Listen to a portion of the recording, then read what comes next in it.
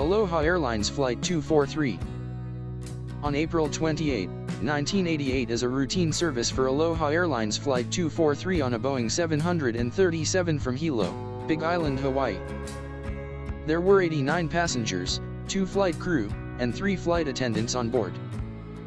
At 24.000 feet, the passengers remained in their seats with seat belts on for such a short flight, and the flight attendants started their service.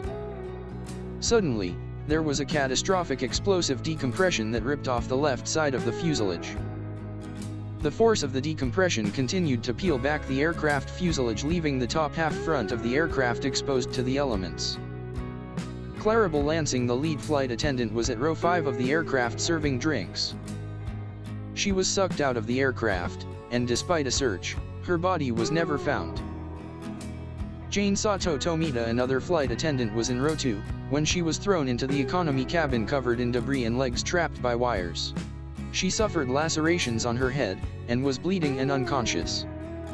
Michelle, the third flight attendant, felt pressure on her left shoulder and was thrown shoeless to the floor. The aircraft was filled with swirling debris, the floor at the front had buckled, and the forces of the air pressure were incomprehensible. Michelle crawled down the aisle, holding onto the base of the seats. She understood from her training that this was a decompression from the noise, smoke, and flying debris. Michelle tried to contact the flight crew, but to no avail as the interphone system was destroyed. She shouted to the passengers to put on their life jackets but was struggling with the noise. The oxygen mask system was destroyed, and the flight crew had started an emergency descent. Michelle tried to calm the passengers and sometimes found herself faced upwards on her back in the cabin, holding on for dear life. She managed to reach Jane but could not free her from the wreckage. Then, the aircraft landed safely at the airport in Maui. Michelle started the evacuation with the help of an off-duty flight attendant, Amy Jones Brown, who was traveling as a passenger. All passengers survived, although some were severely injured.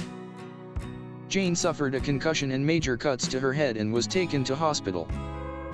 It was only then that Michelle realized that Clarabelle was missing.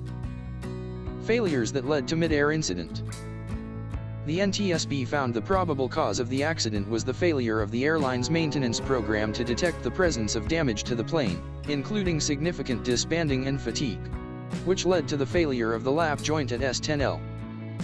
Airline management was also found to have failed to have adequately supervised its maintenance force. The Federal Aviation Administration was found to have failed to evaluate properly the airline's maintenance program and assess its inspection and quality control deficiencies and failures, among other failures. Ultimately, the NTSB praised the pilots' actions, and also the flight attendants, saying the crew's bravery in moving about to reassure the passengers and prepare them for landing was exemplary.